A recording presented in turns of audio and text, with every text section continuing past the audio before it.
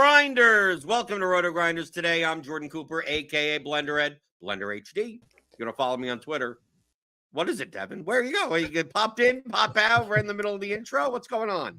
Right, this is what happens when Steve's off. Devin doesn't forgets how to produce shows. Just shows up. Hey, I'm here. I'm gone. Whatever. Doesn't matter. Maybe we'll see him later. But welcome to the show. It's Wednesday, April 24th. We'll be taking a look at the 7-game MLB slate tonight on DraftKings as well as FanDuel. We got other games during the day as well, so we have some props, some pick 'em. Hit that thumbs up button as usual. First thing in the door, I'll shake my thumbs at you. You know how much I like the thummy thumbs. Hit the subscribe button. Hit the notification bell to always know when we go live. Remember, we got Grinders Live, Crunch Time later today. They'll be going in much more deeper dive into tonight's slate, being that it's only 11 in the morning. We'll be taking a look at Lineup HQ. We'll be taking a look at Sim Labs. We'll be taking a look at the stack projections from the back. We'll be taking a look at everything. And join with me. First time. I mean, Taylor, you've been here at RotoGrinders, I think, longer than I have. And I don't think we've ever done a show together. No. Welcome. Yeah. They forced you to wake up early in the morning to do this. It is a little early. It is 8:02 a.m., but happy to be here. Yeah, I'm excited. I was a Theory of DFS purchaser and listener, so yeah, glad to be on with you. Well, thanks for purchasing the course. Apparently, Devin's saying you didn't think you thought it was my problem. I jumped in thinking, oh my gosh, everything's crashing and burning. And then about 2 seconds after I hit the button to bring myself onto the show, I said, oh, wait, no, that's on my side. So carry on. A lot of times people tell me that I do the good morning, and then I clip out on YouTube. That's what it was. It froze in the middle of you saying that. It went, good. So it basically was my fault. It might have been. But looking at my other programs, it looked like everything was still running. So I think it was just these wireless ones. I gotta do the thing like professional singers do, and when I do that, like back away from the microphone, whenever they move it, like I gotta go. Mm-hmm. You also, we're gonna have to get you one of the cans so you can get it on the side, so you're like listening to yourself. No, I get the in-ear monitors. I want the in-ear. I want. Okay, you're professional. Like the Britney Spears thing, and I'll go do my dance routine. Right. Roth will tell you that's an IFB earpiece. Yes, you're right. I actually do have an IFB. It just doesn't work very well, so I don't use it. The Taylor's just sitting here going, I'm on. You're on Pacific time. You're like, I woke up this early for this crap. It's a good wake up. Good way to wake up, no doubt. Hopefully, you brought your coffee. Yes, chugged it beforehand. Okie doke. So we got a 7-game slate tonight. We got Taylor, you do a lot of baseball content here. A lot of, just a bit of everything. Tay Bojangles on Twitter. I'm assuming that's because you like their chicken. I've actually never had it. They did announce that they're building them out here for the first time pretty soon, so I will have to partake and see what it's all about. But yeah, I've actually never had it, sadly, but heard good things. I'd say their probably best thing is probably their curly fries. So if you're gonna get anything, I don't know. I'm not a chicken person. It doesn't. I don't really go to chicken places or anything like that. Game of chicken tonight. Yesterday we saw that Pablo Lopez. The White Sox actually managed to hit the ball, and Pablo Lopez was 50+% owned. He put up a score, but he wasn't Max Fried last night. But we're getting the White Sox on this slate. We're getting the A's on this slate. Is there any compelling reason why we shouldn't just be jamming in Joe Ryan at 10-4 and Clark Schmidt at 8.9K? Because these are the matchups where you could practically stream pitchers against. Yeah, it's kind of frustrating. I've been kind of chasing the White Sox in tournaments the last few days, against Paddock the other night. I had plenty of him, but I was also stacking them quite a bit because it's Paddock and his numbers weren't great either. And of course, he has the best game he's had in 5 years. And then Lopez last night comes out and gives up that home run to Eloy and didn't really have it. So yeah, tonight it's kind of the same thing with Ryan. He's probably the best pitcher on the slate. He's priced accordingly. Matchup's phenomenal. I think the reason to get away from them is that we do have a couple of cheaper guys, Crochet and Gray specifically, in decent enough matchups of their own that I think it's interesting. But overall, it's a pretty gross pitching slate. You can't really go below 8K and feel good about anything. I do expect Ryan and Schmidt to kind of be overwhelmingly chalky, but Crochet could also garner some attention. Well, I want to point out, I mean, when we play GPPs, I tend to side, if the more that I spend my money, I tend to side more on guys that could go long. Like, it's still early in the season. Not a lot of pitchers are pitching 100 pitches. I mean, on this slate, Joe Ryan is kind of that guy. And Clark Schmidt, I mean, the bat has him at an 87 pitch count. I'm assuming maybe across the industry, maybe a little bit higher. He pitched over 100 last game, but I think he was working on like a no-hitter or something close to that. I'm always concerned. I mean, as someone that, like, if Clark Schmidt's spot in the rotation is there, I have his unders like all the time. If I had to choose between the two chalk, I mean, these are going to be the two chalky pitchers because it kind of, the bottom half of pitching today is ugly. Yeah. And I'm not exactly sure you need to, go double cheap at pitcher, right? And I mean, even the Coors game, like it's a reasonable way to stack. I know I'm making the case for Joe Ryan over Clark Schmidt, but Clark Schmidt, he walks 3 guys, he gets guys on base. Next thing you know, it's the 4th inning and he's already at like 82 pitches. I feel much more comfortable with Joe Ryan than I do with Clark Schmidt. Yeah. I feel like Oakland, obviously they're not great, but I do feel like they're a bit underrated in terms, at least they get a park upgrade here. It's not a horrible lineup. They have quite a few lefties they can throw at him. Obviously that park is really good for lefty power in particular. Yeah, Schmidt, I don't think has the same upside that Ryan does, pitch count or strikeout wise. I think it's easier to see things going wrong for him. So I agree that Ryan should be the clear SP1 over him. I think the price might make the ownership a little closer than it otherwise would have been just because Schmidt is under 9K. And, without much pitching, there's decent hitting to pay up for. Crochet is the one that really stands out to me as intriguing, though. Like, I'm not sure if projection systems have caught up to him yet, just because this is his first season as a starter. But the numbers are really good. Pretty much everything except the ERA is excellent. His strand rate is like under 60%, so he's kind of had some bad luck with allowing timely hits with guys on base. But if anyone's going to be popular below those 2 top guys, Crochet is kind of the one that might be intriguing because projections, they're not great. Like he's at 15 there in the bat-ish, but Minnesota strikes out a ton. We saw Eric Fetty kind of mow them down last night. There's upside to be had. And if anyone's going to be topping Schmidt or Ryan, it's probably him in terms of raw score. How about John Gray? I mean, he's kind of Jekyll and Hyde. Like, I feel like you roster John Gray, you either get like six innings, 9 strikeouts, or he's dead in 5 outs. Like he's coming out of the game in the 2nd inning.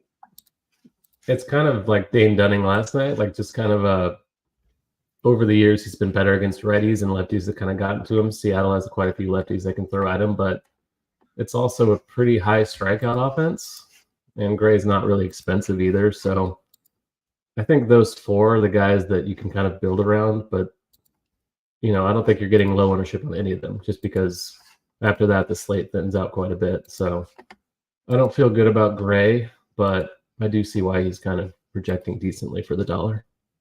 Danny Chen in chat is asking about Tyon. To me, he's facing Houston, who failed me yesterday. Yeah. I mean, it's not a good matchup, but and also Tyon never, I don't know about you. How many strikeouts does this guy get? I mean, like, it just feels like He typically gets around 4 or 5 strikeouts, tends to limit damage, but I feel like he's the type of pitcher that he's on the winning lineup if like other people get blown up, not because he put up like the largest score on the slate. Yeah, and he's only pitched once. His last game was his first of the season. He threw 73 pitches, so not sure how far beyond 80 he's going to go, maybe 80 to 85. And like you said, Houston, not a good matchup, not a lot of strikeouts in the lineup. I guess he's viable just because nobody below him really is, but I think I would just prefer to take a shot on Rodriguez even for 500 more. Just because he's kind of shown something, obviously small sample with him, but Taillon just feels a little bit thin even for this slate. Like you said, like the strikeout stuff's never really there. He's pretty average across the board, so I don't know. I don't really see the need. Rodriguez actually in SimLabs, if we take a look just right here on the late slate, because the initial, I mean, this is obviously initial stuff. I mean, we don't have starting lineups in, and ownership will change, but Yariel Rodriguez is the most under-owned pitcher compared to optimal rate on the slate, and obviously Schmidt and Ryan are the most over-owned. I mean, because they're going to be super, super chalky. But SimLabs basically says that Yariel Rodriguez has as much of a chance of being optimal as both Clark Schmidt and Joe Ryan, regardless of salary. So I know it's a small sample size, but do you think on this slate, from a field perspective, do you think that people will take, if they're going to take it feels like to me that if people aren't going to go with like one of Ryan or Schmidt, they're much more likely to take Crochet against the Twins than Rodriguez against the Royals. So I wouldn't be shocked if Rodriguez, the bet has him at 11% ownership, but I mean, I wouldn't be shocked if he came in around 10% when he probably, and Crochet comes in twice his own when maybe they should be closer in ownership. Yeah, I think we've been talking about Crochet a little longer. Obviously, Rodriguez has only made 2 starts, and Crochet has been kind of a trendy guy since his opening day outing where he kind of dominated and no one was really expecting it, especially from a pitch count perspective. So, yeah, it's kind of tough to peg the ownership early. I would think Crochet would be significantly more popular just because the price isn't that different. The matchup, people just saw the Twins get dominated last night by some, also ran type. So Crochet actually has kind of got some name value at this point. Rodriguez certainly doesn't. He's also been limited. He threw 83 in his last game. That was the most he threw, between the 2 starts, 68 in his first game. He's been awesome, but he's a 27-year-old that's in the majors, I think, for the first time. So it's kind of a small sample, just hoping for the best type of thing. I'm also not sure if people are really keen on picking on Kansas City at this point, just because they've been quite good offensively all season. I do think he's a good play, though, just because, like we've been saying, below that, there's really nothing you can do at all. So he could be under 10% owned, perhaps, just because ownership should be pretty concentrated, I would think, at pitching tonight. The one guy that stands out to me that I'm interested, that I just get a sense that he's not going to come in at 22% owned, according to the bat projections, is Reynaldo Lopez at 9,200. This is a guy, if you've been playing DFS for a while, this is a guy we used to stack against. Like, oh, it's Reynaldo Lopez's spot in the order. Who is he facing? We got to stack against him. And now he's facing Miami. That's a great matchup, right? I get the sense that people that, unless you're new to DFS, I mean, people just $9,200 Reynaldo Lopez. I mean, you'd take shots on him when he's like 5,700 and be like, yeah, he may walk 5 guys, but maybe he can strike out 7, and hopefully he doesn't give up a bomb. He's actually looked pretty good. I just don't think people. I mean, 22%. I just don't. I feel I just go into this but just with the biases. I feel so much more comfortable with Gray or Crochet or even Tyon, even taking a shot on Rodriguez because he's 1,200 cheaper. Even Bryce Miller, I mean, he projects lower than Ronaldo Lopez. Bad matchup against Texas. I get the sense. I mean, SimLabs obviously has him at the third most over-owned pitcher, but that's based on the fact that we're expecting around 20% ownership.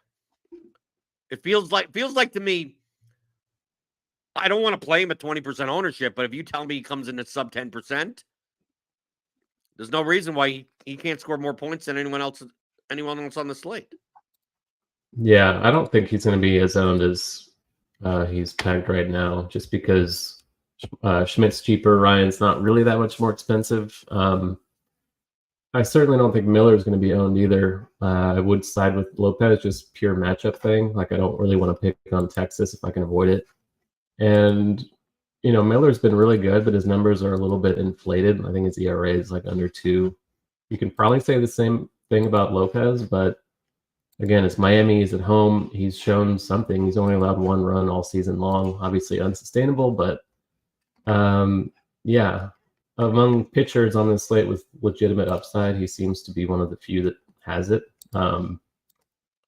It's hard to trust just because he has been so mediocre for so long, and he's been a reliever like the last few years, but 94 pitches in each of his last 2 games, there seems to be some ceiling there.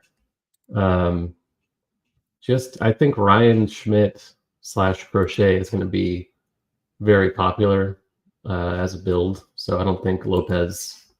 By default, I assume he's going to be pretty underowned. Maybe that'll adjust as the day goes on, but I think I'm with you. I think he's kind of interesting if he's going to be low owned, but if he's going to be owned by a 5th field, then yeah, I'm not really on board. I was someone like Spencer Arrighetti. I mean, he's the 6,500. I mean, the bat projects him okay.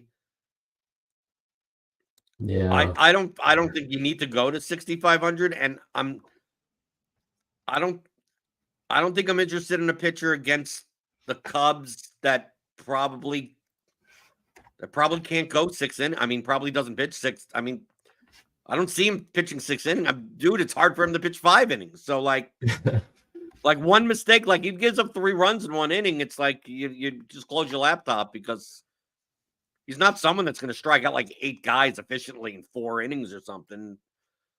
But I mean, we have him. The bat has him at least at 10% ownership.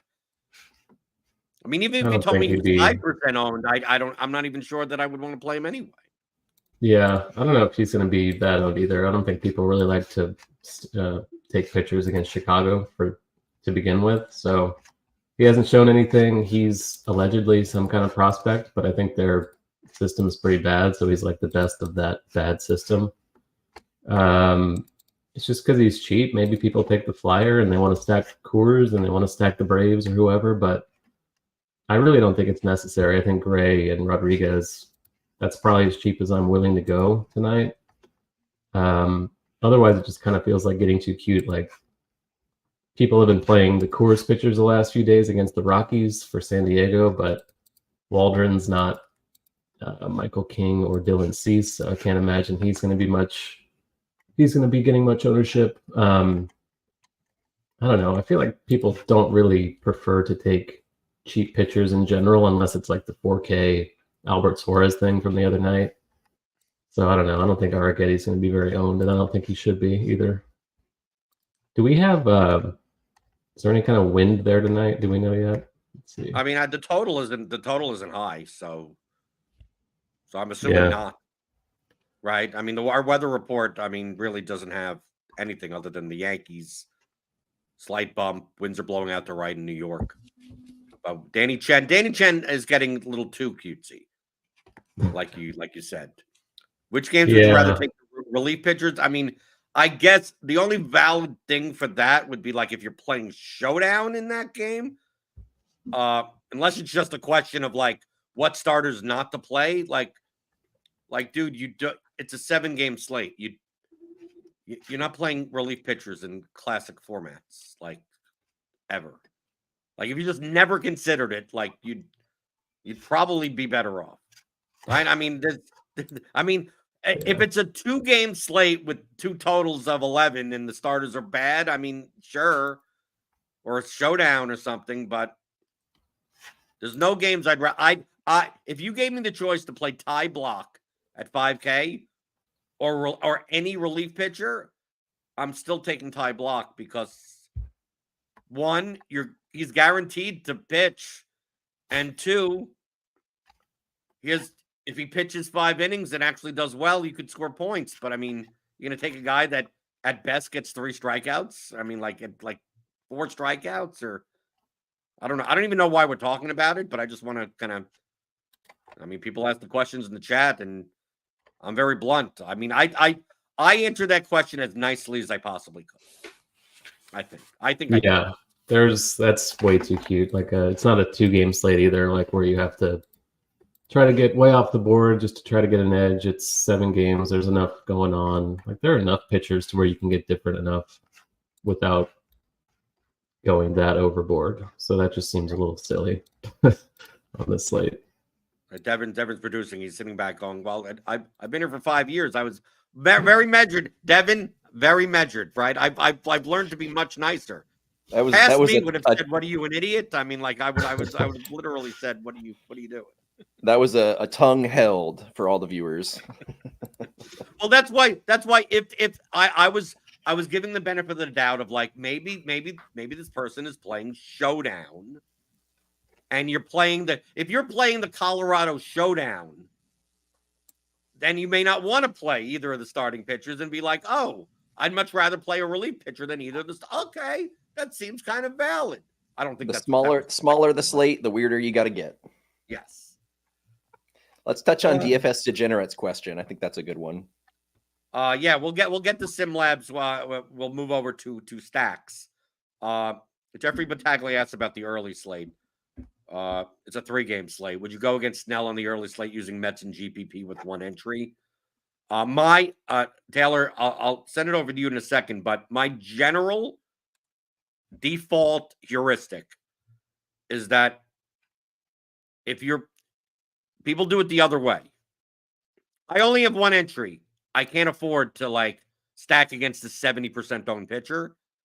Like your attitude should be the opposite of that. It should be you only have 1 entry, so why not go for first? It's when you have 150 entries that if I do that in all my entries and I'm wrong, I lose all of my money out of 150 entries. You don't get anything back. So there's some amount of risk mitigation when you're playing more entries. But when you're playing 1 entry, like on small slates, like dude, that is my, like, I'm like, yeah, everyone's going to play this, especially in DraftKings with 2 pitchers. Everyone's going to, like, it's going to be 2 60, 70% owned pitchers.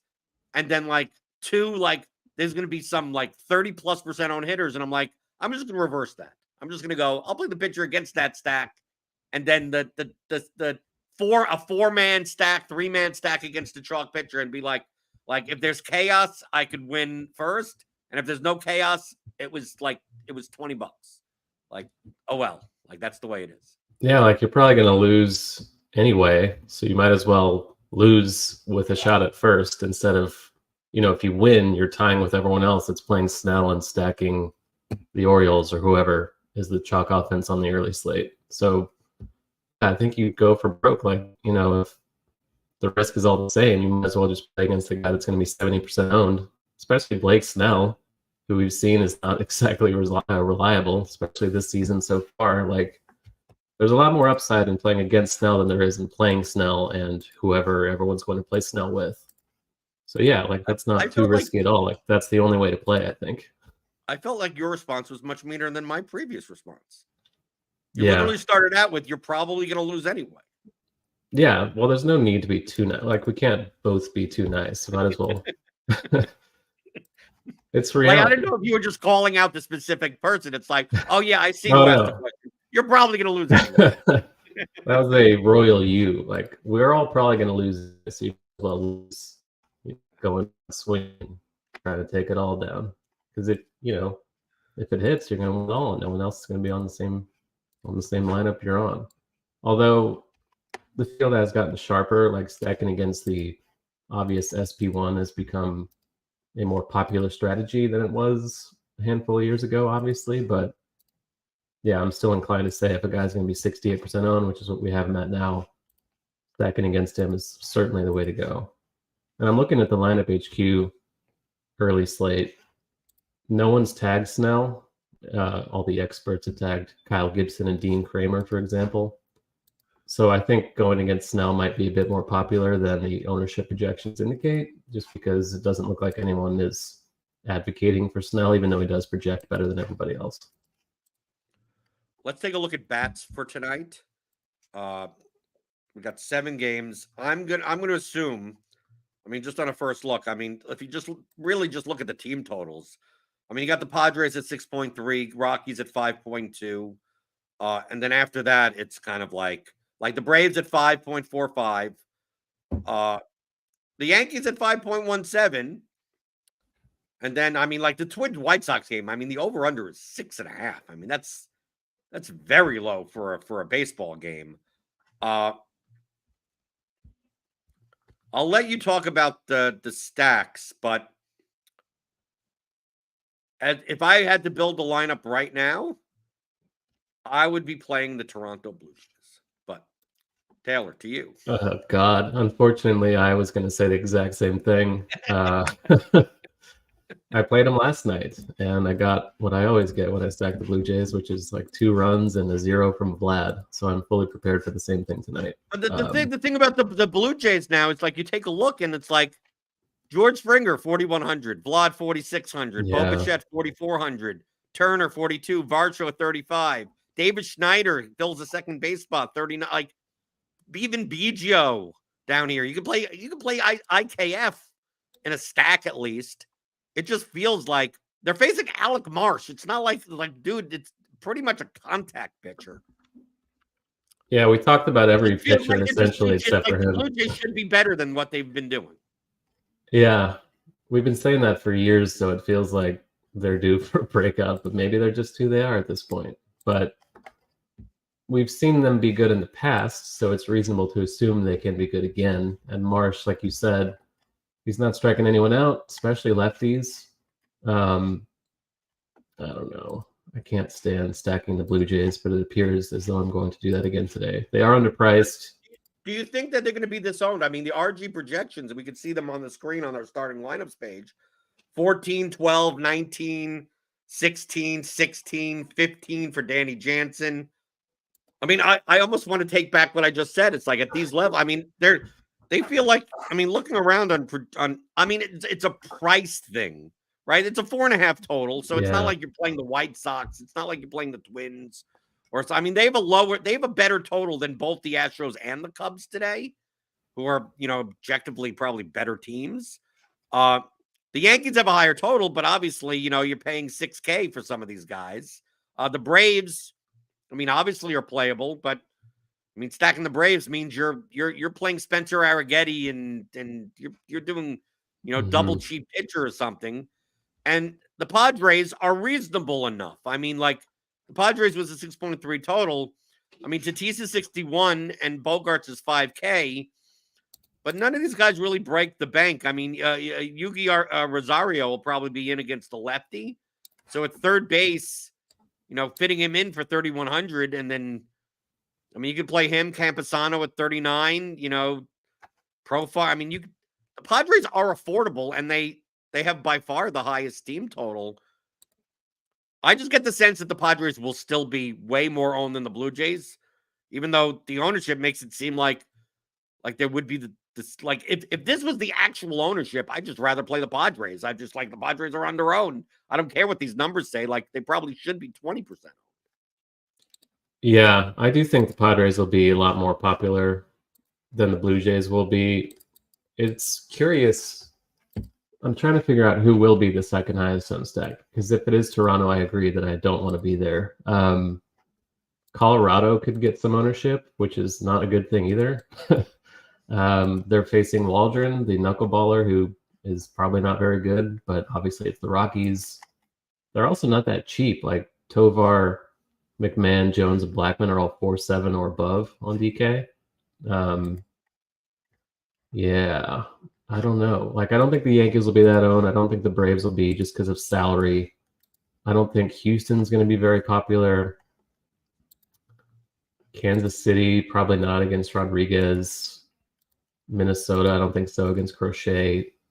Yeah, it might be the Blue Jays is kind of by default because if projections are taking you there, people are probably just going to follow that. I think a stack that could go a little under-owned is Texas. The bat in particular is not a fan of Bryce Miller for Seattle. They thinks he's overrated. He's kind of a fly ball guy that's been getting by on fly balls that are not flying out of the ballpark. His barrel rate's pretty high. Texas is getting a little ownership, it looks like right now. Seager, Nathaniel Lowe, and Evan Carter all over 10% on DK right now for the RG projections, but for a relatively small slate, I don't think that's a bad thing. All things considered, this might be the team I wind up with. I'll probably wind up with most San Diego and just, hope they do something on this slate.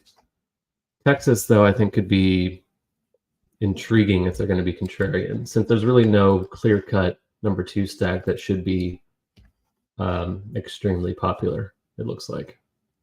Right. If we take a look, we go over to Sim Labs. I'm going to run 150 lineups because you could run up to 150 lineups. This is for premium members.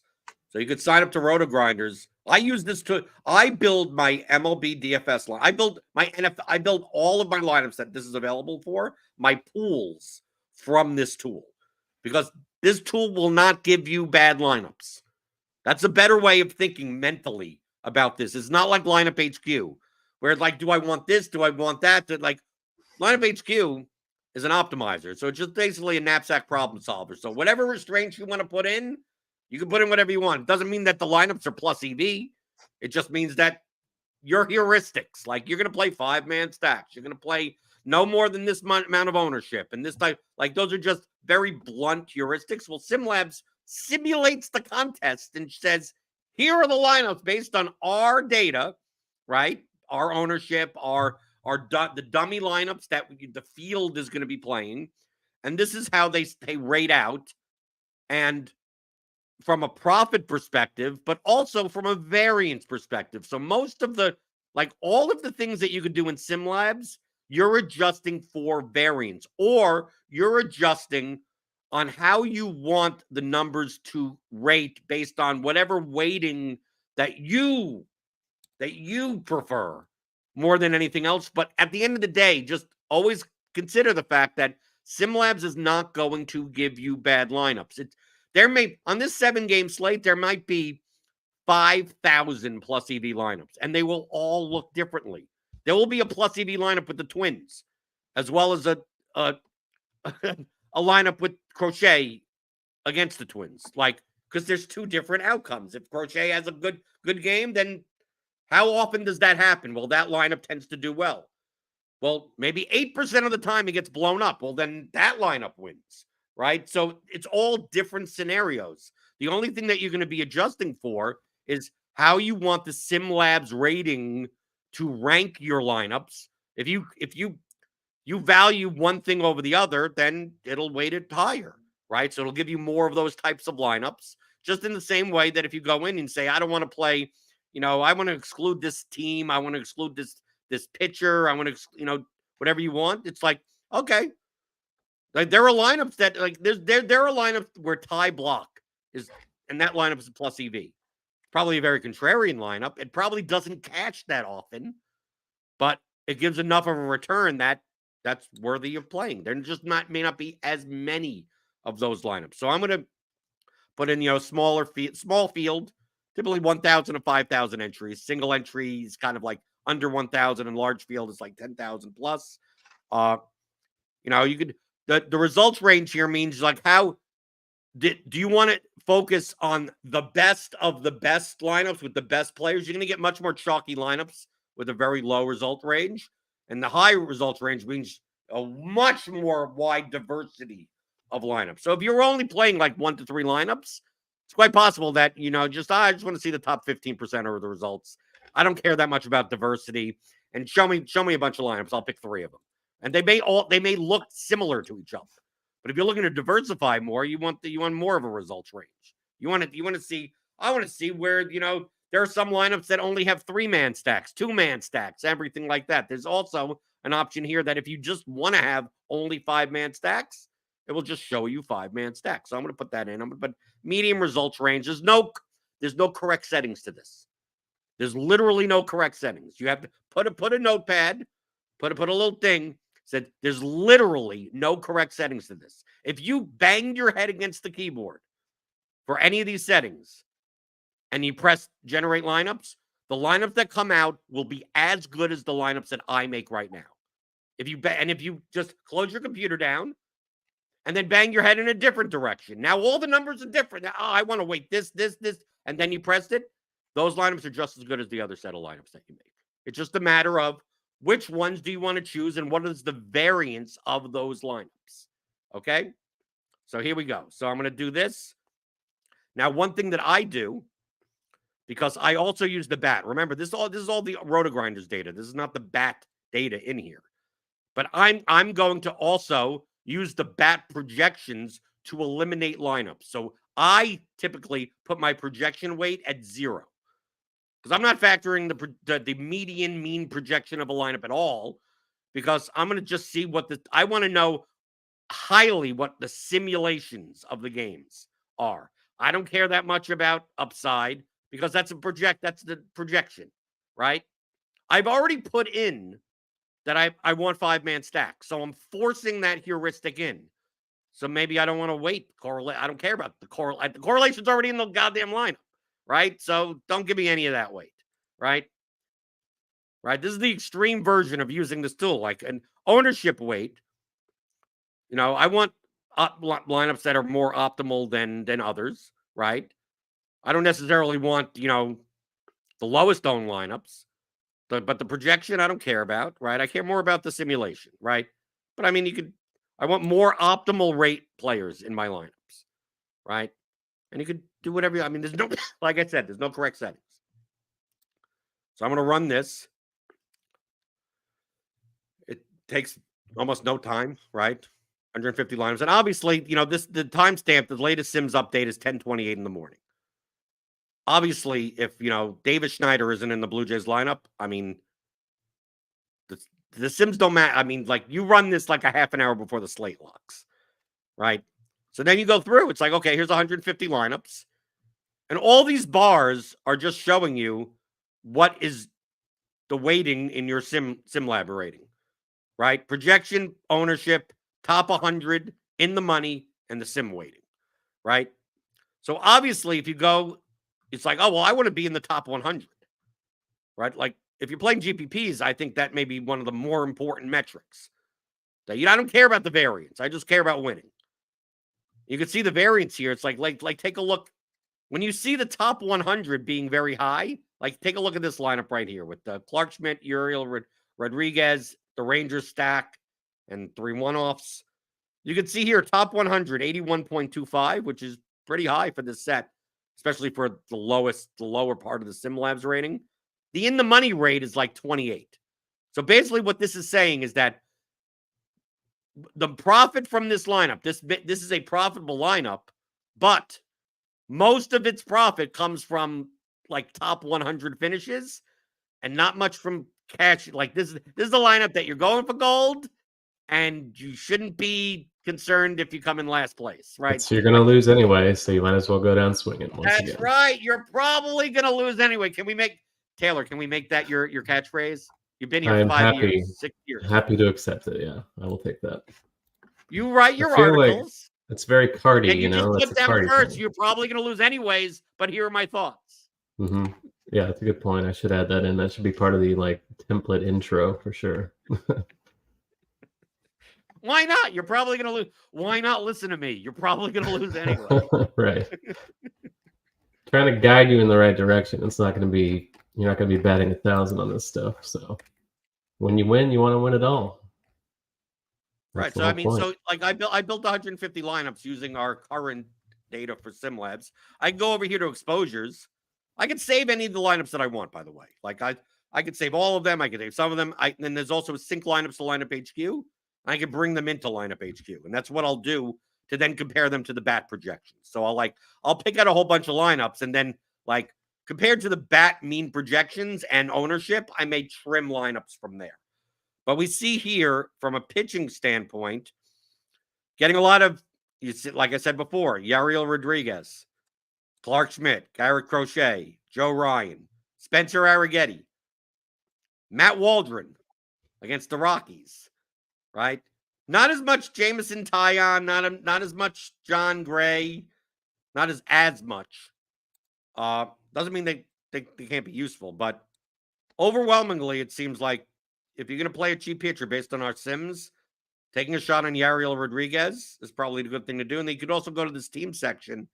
And as I expected, Toronto Blue Jays. A lot of Toronto Blue Jays lineups. But here's the thing. I expected the Padres, right? I expected the Padres. I expected the Blue Jays. I didn't expect the Blue Jays overwhelmingly. But one thing, you don't see much of the Rockies. Yeah, obviously 5% Braves. I get it because, and the Yankees as well. The Minnesota Twins, 14%. I mean, I could just highlight these lineups by clicking on the team name, right? And I think this is, take a look at some of these lineups. I mean, this is one of the higher rated lineups. Essentially, this is a really contrarian lineup. Bryce Miller, Spencer Arrighetti, good luck. I don't think I have the balls to play this as my single entry lineup or anything like that. But it seems like even this one is a little bit more Schmidt, Gray, twin stack, and then you're just essentially paying up for one-offs. Bobby Witt, Fernando Tatis. It's just that this Twins lineup is, outside of Buxton. Buxton's 4,200. We used to be paying 5,600 for Buxton. Jeffers is now batting second as opposed to, seventh or eighth that he used to. I think maybe, is this just a byproduct of price? If we take a look at just the bat stack projections, right? If I go to main here, we sort by point per dollar. The bat's much lower than the RG projections are. It has, from a raw projection standpoint, the second lowest stack on the entire slate, next to the White Sox. And from a point per dollar value, the bottom half. Our Sims here are going by the RotoGrinders data, but I'd be more inclined. Kyle Farmer's 2,300. Christian Beck.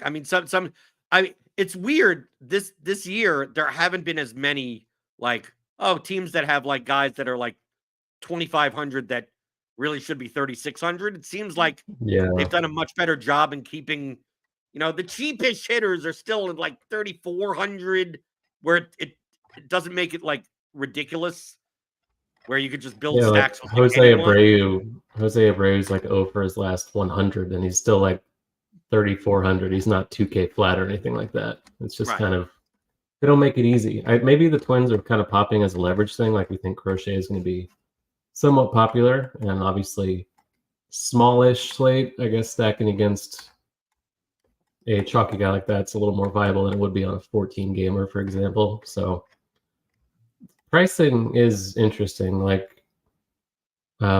3K flat, Margot 3K flat. They are pretty cheap aside from Buxton. They're also pretty bad aside from Buxton. So that's something to consider as well. Jeffers is a pretty good hitting catcher. And if he's hitting second, obviously most catchers are buried in eighth. So I can see why he's popping as one of the better plays at 4-1. It's not fun, but I can see why they might be a pretty good left deck. Right there. But it's the Blue Jays may be more owned than we think. I came into the slate going, people will play the Padres, then they may play some Yankees or Braves or something. Maybe Astros, Cubs because of last night, and it's like the Blue Jays seem too cheap for the name value of what they should be doing. Maybe other people will. Yeah. I mean, if Isaiah Kiner Falefa is going to be double-digit owned, that's not a good sign, right? That's like I don't want to be on chalk IKF, right? I don't want to be on chalk Kyle Farmer at 2,300, right? That type of stuff. But there still are profitable. I mean, look, all these lineups. I mean, the thing about SimLabs is, Taylor, last night I made 3 lineups last night. I ran SimLabs like I normally would. I got a ton of Astros. Okay, that did not work out. I was getting way too much of the Diamondbacks, and I didn't know why. And because I was only playing 3 lineups, I just said, well, I'm playing Seattle, right? I was getting a bunch of Seattle. I'll play Seattle. I'll play the Astros. And then instead of playing the Diamondbacks, I just played the Astros twice because they came up so often because I'm like, why am I going to play the Diamondbacks? And of course, Right. the Diamondbacks. So like a lot of Yeah. times I look at SimLabs and I go, I'm getting a lot of Spencer Arrighetti. Why am I getting a lot of Spencer? Like I could just X these lineups out, right? And then next thing you know, he puts up like 16 points and every other pitcher dies. And it's like, maybe SimLabs no. Maybe the quote for SimLabs is when people ask, Devin, let's bring this up with the marketing team. Okay. I think we came up with a great idea. Because people don't like using computer. Like, oh, I don't want to let a computer. I don't want to let I don't want to let the fancy numbers build my lineups. I know baseball. You could say you should use SimLabs because you're probably going to lose anyway. There you go. If you're going to lose, you might as well lose. Blame it on the computer, right? Right. Just sign up for RotoGrinders Premium. 6 months, $250 off. That's a great deal. You could try us out for $19.99 for 3 days, right? What else do you have to lose? You're probably going to lose anyway, right? You're probably going to lose anyway. So why not try? And now it's better. There's never been a better time. We have literally any price point you need. You can get in on RG Premium. Right. You could lose in any price point you'd like. Marketing team's going to have something to say about this episode. Right. Yeah, right. We have to switch it. Right. It's the whole thing is the probably going to lose is based on your before using RotoGrinders. It's like, exactly. Like, dude, you're probably going to lose. So why not at least try to use the tools and data that we have rather than your process that has not worked out for you before? That's the sentiment behind it. Yeah. But it probably comes off with sign up for RotoGrinders. You're probably going to lose anyway. And people will just look at that. Yeah, we'll just blame Taylor on it. He's the one that made it up. There you go. Now we have our scapegoat. I can be the scapegoat. Yeah, throw me under the bus. First show. It's baseball though. Like if you go, you can play all the chalk in NBA all you want. Obviously, in baseball, it doesn't really work that way. So I'm much more inclined to embrace something like a twin stack or Spencer Arrighetti or Matt Waldron in baseball than I would be, playing the equivalent of those guys in NBA or NFL even, for example. So that's like killer for baseball, I think, is very useful. People's favorite thing to do is to jump on our channels and say, oh, don't play these guys. They're going to get zeros. And I say, well, in baseball, that's never been more right. Never feel like you have to play somebody. No, Aaron Judge gets 0 30% of the time, probably. Maybe a little bit high there, but you get the idea. Hitters every floor is 0. Median expectations not much higher than that. I see a comment in YouTube chat. Will we be covering the early slate? Probably not on this show, just the 3-gamer, but we'll have the 7-gamer covered later, 5 p.m. Eastern. Right. This in the morning, we just take a look at more people are paying attention to the late slate. Taylor, I don't know what state you're in, but I don't know if you have any props, pick 'em stuff, or out in the West, maybe not as many options for that. Yeah, I'm in California, so we don't have legal betting out here. So Prize Picks it is for us out here. Do you have any Prize Picks that you're looking at that you have already? I haven't quite looked yet. I did pull it up. I use the Prize Picks tool, obviously, almost exclusively. I think it's quite handy. I will have a Prize Picks article up later about tonight's playoff NBA slate. So shout out to the NBA. But yeah, I see Jake Urban popping in some early Prize Picks stuff in our tool. So at least they're unders on Jake Urban. So you're not having to sweat his overs or anything against the Dodgers.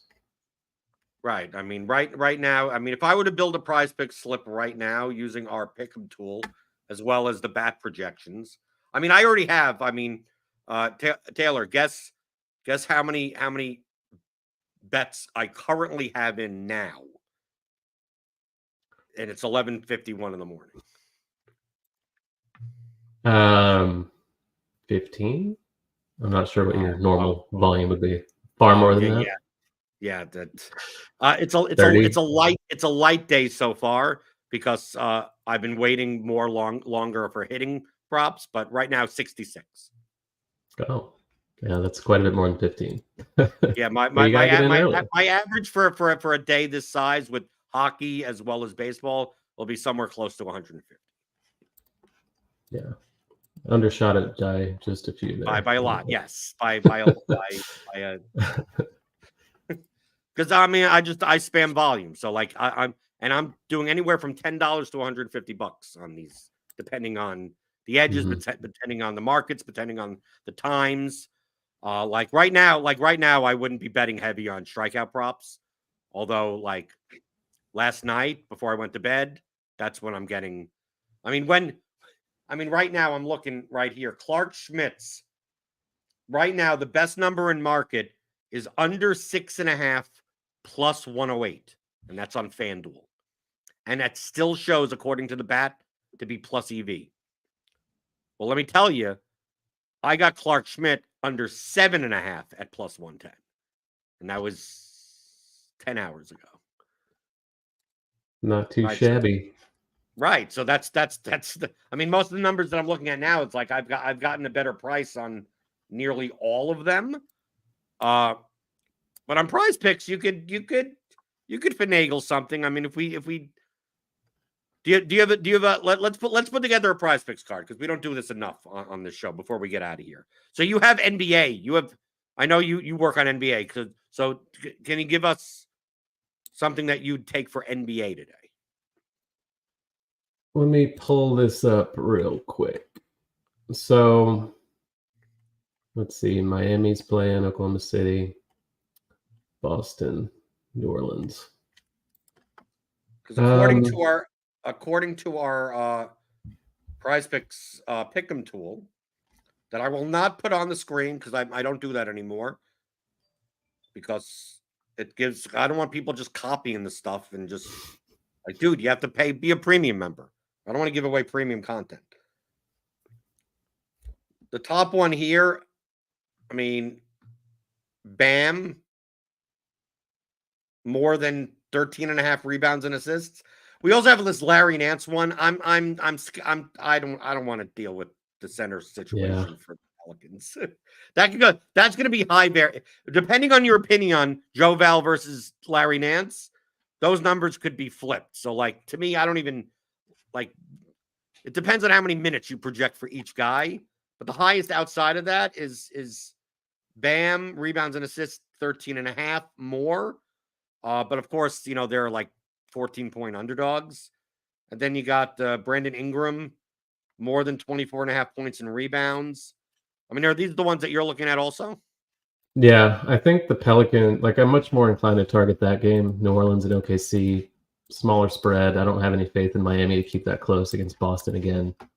CJ McCollum, fantasy score is one of them, 35. No Zion for them. Usage is through the roof for CJ and higher for Ingram as well. Oklahoma City's not really an imposing one seed, so I do think New Orleans can keep it competitive again. You mentioned the Ingram one. I think that's okay. I have more faith in McCollum. Ingram's minutes are a little bit, I think they're somewhat safe, but they have shown that they're willing to bench him if things aren't going well, and I think CJ is pretty stable. I agree on the centers. Like Joe Val is also in here. Not really dying to do that. Trey Murphy, more than 31.5 fantasy points. Don't know either. Starting was down out. Minutes for him have been pretty safe. He's a good fantasy per minute guy anyway. That's How one about I would have my eye on. How about Holmgren more than 9 rebounds? That's not bad. He's not the best rebounder for a 7-2 guy or whatever he is, but minutes should be secure also, obviously, in the playoffs. OKC, not a good rebounding team. New Orleans is pretty middle of the pack. I don't hate that. That's not. I'm probably. You should have said you're probably going to lose anyway, so why not take? Yeah, put the words right in my mouth there. Let's see what else. I'm going to take that. Then I could go over to baseball. I mean, I don't have to take home. I mean, we're making like a community. I want to take 5. If your contribution was CJ McCollum, I could go over to baseball right now. And even just for the strikeout props, which probably aren't the biggest edge ones right now. I mean, I think the best ones on the board, if I just compare, even just to the market numbers, just like, what the best price in market is, because you're looking for like minus 120s or better. Mm-hmm. Like, I mean, we obviously mentioned, what happened? Did they literally, Jake Irvin's here. It's like Jake Irvin should be good. The best in market is minus 120, and I have that as showing an edge as minus 120. Right, so that's kind of what we're looking at. Is there a Turnbull one? Turnbull, that's another one. Best in market is minus 113, and I still show that with an edge at 113, a hefty one at 113. So I'm going to take Irvin, Turnbull. Let's see, what else is here? The big one. Do we have a tie on one? I don't think we have a tie on. I mean, not a regular tie on one. I'm not talking about the demons and the goblins. Like, they don't pay enough on these things. Like the line would have to be so significantly off that it's worth playing these. So I don't even pay attention to them on Prize Picks. But no, the tie on one is not there. Let's see. Low to low. Low to low is minus. I mean, you could do a less than 7 is okay. And that's an okay one. Is there anything else? Is there Landon Knack? Do we get a Landon Knack one? No. Bryce Wilson, Bryce Miller. No. Landon Knack. Jordan Montgomery's under 4.5. What do we have a Montgomery one? And that's okay. How about Schmidt? Well, Schmidt's it's already moved. I mean, at this point, less than 7. I mean, less than 7 is okay. Mm-hmm. This is okay. I would consider less than, because I mean the market right now has the over 6.5 at minus 138. Obviously, bad projections have him at 6.32. So this should be. I mean, if this was 7.5, I'd click this no problem. But this is about the same as taking Jordan Montgomery's under, less than 4.5. But if you want to take, I'll if you want me to take Schmidt, I'll do this for $25, and if I lose, I'll just blame you. You're gonna lose anyway. You can always. I'm probably gonna lose anyway, so why not? Okay, there we go. That's you sold me. See, you sold me. It's like you're probably gonna lose anyway. So okay, so that's there you go. Right, so $25. It's actually a positive. It's like positive reinforcement. Like, well, I'm going to lose anyway. So if I win, I'm pleasantly surprised, and yeah, successful day. And a man with low expectations. Right. So Taylor, set the bar too high. You got a Prize Picks article coming out later today for NBA. What other stuff do you got going on this week, premium or otherwise? Because you're also on the shows later tonight. You don't have to wake up at 8 a.m. for those. Correct. I will be. I think I'm on crunch time tonight. Friday I have another Prize Picks NBA article, also the DraftKings kind of preview for MLB. And then on weekends is core plays for NBA, top stacks for baseball, and more crunch time. So weekends is kind of where I'm still doing most of my work. Well, you can check that out. A lot of premium content. Clicking on that link in the description. Remember, we're running a deal now. 6 months of premium. Get $250 off. That's ridiculous, right? We also have the props and pick 'em tool and the package. So if you just want it for that, I mean, I think that's way too cheap. Join our Discord, rotogrinders.com/Discord. Most of those channels are free. It's like we're giving away stuff here. Why are we doing that? I have no idea. I'm not in charge. Obviously, if I was in charge of the marketing, you're probably going to lose anyway. So why not sign up? So maybe that's the reason why I'm not in charge of the marketing. But you can click the thumbs up button. That is free. That is free. Hit the thumbs up button. Hit the subscribe button. Hit the notification bell to know when we go live. Grinders Live later today, 5 o'clock Eastern.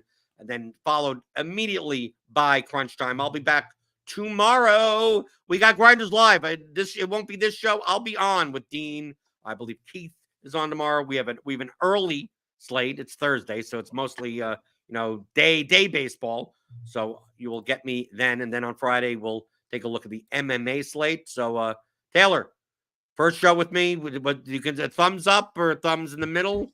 Thumbs up. All thumbs up, baby, all the time. All thumbs up. All thumbs up. So yeah. So until next time, I'll be back here talking about all things you're thinking about in daily fantasy props and pick 'em on RotoGrinders Today.